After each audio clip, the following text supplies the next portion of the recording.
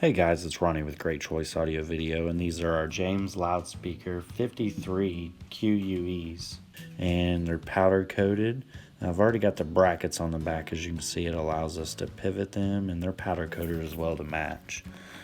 The grills look really magnificent on these here speakers. Let's just talk about what we're going to do. Is you'll see Casey here measuring it out so we can get exactly center of that area.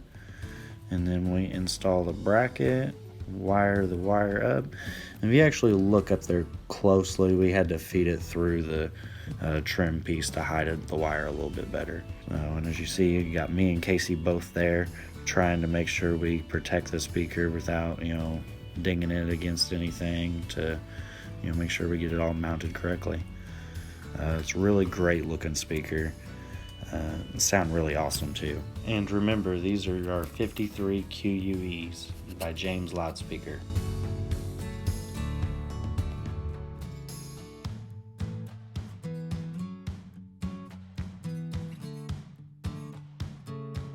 You'll see David doing a video on them, I believe, as well.